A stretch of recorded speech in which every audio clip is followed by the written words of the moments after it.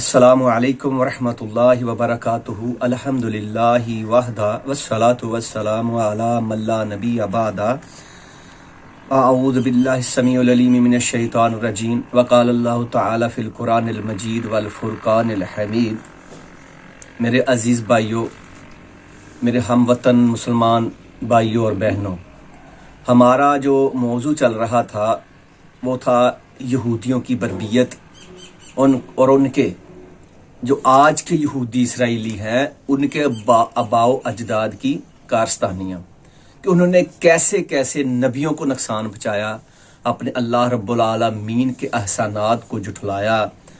یہ ایسی بدبخت قوم کہ آج 7 اکتوبر سے لے کر آج 29 اکتوبر ہو چکی ہے اور وہ ہمارے مسلمان بھائیوں پر ظلم و بربریت اور دہشت گردی کی ایسی کارروائیاں کر رہی ہے کہ دنیا میں مثال نہیں ملتی۔ اللہ اکبر، کتنے ہی معصوم بچے ان کی دہشت گردی کا نشانہ بن گئے، کتنی ہی ہماری مائیں اور بہنیں ان کی بربریت کا نشانہ بن گئی۔ اللہ اکبر کبیرہ۔ تو آئیے ہمارا جو پچھلا حصہ جو موضوع جو ہم نے درس دیا تھا، وہ سامری جو ان کا ایک مسلمان کلمہ گو مشرک تھا، اس نے ان کو کہا تھا کہ تم جو مصریوں کے تم نے مصر کا جو تم نے سونا چھپا کر رکھا ہوا ہے، جو تم نے چوری کیا ہوا ہے، وہ میرے پاس لے کر آؤ۔ تو اس سامری نے اس سونے کو پگلایا آگ میں ڈال کر اور اس سے ایک بچڑا پیدا کیا، بچڑے کو بنایا، بچڑے کی شکل کا انہوں نے اس سونے سے بنا کر اس سامری نے اپنے اسرائیلیوں کو اکٹھا کر کے کہا کہ یہ ہے تمہارا معبود۔ جب اس نے وہ بچڑے کو بنایا، اس کے اندر خاک تھی، اس کے پاس مشت خاک اس میں ڈال دی اس بچڑے کے اندر، تو وہ باں باں کرنے لگا، وہ بولنے لگا، اس کے اندر آثار حیات پیدا ہو گئے۔ تو اس نے اسرائیلیوں کو بلایا، کہنے لگا اب اتنی بڑی گستاخی اس سامری کی، ان یہودیوں کی۔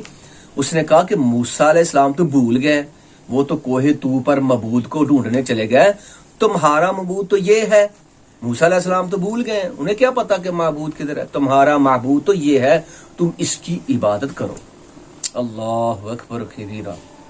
وہ اسرائیلی قوم جو مصریوں کے اندر غلامی کی زندگی بسر کر چکی تھی، جو مصریوں کے بدعت، شرک و بدعات کی رسم و رواج، اسلامی شاعر سے ہٹ کر ایسے بدعات اور عقائد ان کے اندر موجود تھے، غلامی کی زندگی گزاری ہوئی تھی۔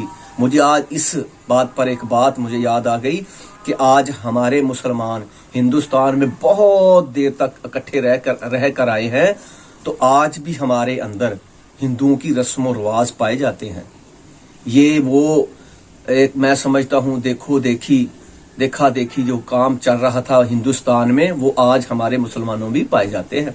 اسی طرح یہ یہودیوں کے اندر بھی مصریوں سے چلے آ رہے تھے رسم و رواج، تو انہوں نے جب دیکھا کہ یہ بچڑا جو بنا ہوا یہ ہمارا معبود ہے، یہ تو بول ہی رہا ہے، انہوں نے فوراً اس کی عبادت کرنا شروع کر دی۔ وہاں پر مصریوں کے اندر ایک بہت بڑا ہورس تھا، وہ جس کو وہ گائے کی شکل کا تھا، اس کا جو چہرہ تھا وہ گائے کی شکل کا تھا۔ تو وہاں کے لوگ یہ سمجھتے تھے کہ یہ جو گائے ہے، یہ سمان کا جو سسٹم ہے، یہ زمین کا جو سسٹم ہے، یہ گائے کے سر پر قائم ہے۔ وہاں ان کا یہ عقیدہ بنا ہوا تھا، اس لیے یہودیوں نے، اسرائیلیوں نے فوراً ہی اس بچڑے کی عبادت قبول کرنا شروع کر دی۔ آج بھی دنیا کے اندر جو بت پرستی ہے، جو بت پرست کرتے ہیں، ان کے اندر بھی اس گائے کی مقدس کا، اس کی گائے کی ہستی کا آج بھی ان کے اندر بہت احترام کیا جاتا ہے۔ یہ اسی وجہ سے کیا جاتا ہے، یہ مصریوں سے چلا آ رہا ہے سسٹم۔ اللہ اکبر۔ ادھر موسیٰ علیہ السلام اپنے اللہ رب العالمین سے جب ہم کلام ہوئے تو اللہ رب العالمین نے بتا دیا کہ موسیٰ تو کیا لینے آیا ہے میرے پاس، تیری قوم نے تو یہ حرکات کی ہوئی ہے۔ موسیٰ علیہ السلام کو بہت غصہ آیا، موسیٰ علیہ السلام واپس آئے، ہاتھ میں الواح تھی، یعنی کہ وہ تورات کی جو تختیاں تھی وہ بھی ہاتھ میں پکڑی ہوئی تھی۔ آ کر سب سے پہلے اپنے بھائی کی کلاس لی، وہ میرے بھائی یہ تم نے کیا کیا؟ بائی کے بالوں کو پکڑا بال اور داڑھی کو پکڑنے والے تھے کہ ہارون علیہ السلام نے کہا میرے بھائی موسیٰ میری بات تو سن، ذرا میری بات سن یار۔ یہاں سے ایک بات سمجھ میں آ رہی ہے کہ ہارون علیہ السلام کی داڑھی تھی، موسیٰ علیہ السلام داڑھی پکڑنے والے تھے۔ یہ قرآن میں بھی لکھا ہوا ہے، تاریخ اور قصص القرآن، قصص الانبیاء، یعنی ان کے اندر یہ باتیں معلوم ہوتی ہے کہ ان کی داڑھی تھی۔ آج ہمارے مسلمانوں کو جن کی داڑھی نہیں ہے، اللہ تعالیٰ انہیں داڑھی رکھنے کی توفیق عطا فرمائے، کیونکہ یہ بہت انبیاء کی سنت ہے، جتنے بھی انبیاء ہیں سبھی کی داڑھی تھی۔ اللہ اکبر۔ ہارون علیہ السلام نے کہا میرے بھائی میں نے ان کو منع کیا تھا، یہ کہتے تھے جب موسیٰ آئے گا دیکھا جائے گا۔ موسیٰ علیہ السلام نے اپنی قوم سے کہا او میری قوم، اور میری بولی بالی قوم، یہ تم نے کیا کیا؟ کون سی سزا آ گئی تھی، کون سا عذاب آ گیا تھا؟ میں چلا گیا، میں تو اپنے اللہ رب العالمین سے آپ کے لیے انواع لینے گیا تھا، میں آپ کے لیے شریعت لینے گیا تھا، تم نے یہ کام کیا کر لیا؟ اب اس قوم نے کہا کہ ہمیں تو اسے سامری نے کہا تھا۔ اللہ اکبر۔ قرآن پاک میں یہ ذکر ہے کہ موسیٰ علیہ السلام نے اس سامری سے کہا او بدبخت، او بیوقوف، تم نے یہ کیا کام کیا؟ یہ کون سا تم نے عذاب برپا کر دیا ان پر؟ میں کہاں گیا تھا جو تم نے یہ کام کر لیا؟ اب سامری کا جواب کیا تھا؟ کہنے لگا اے موسیٰ میں نے وہ بات دیکھی اس وقت جب فرعون کے پیچھے ہماری قوم جا رہی تھی اور یہ غرق ہو رہی تھی، میں نے دیکھا ایک ایسی بات دیکھی جو ان اسرائیلیوں نے نہیں دیکھی۔ وہ کیا تھی جی؟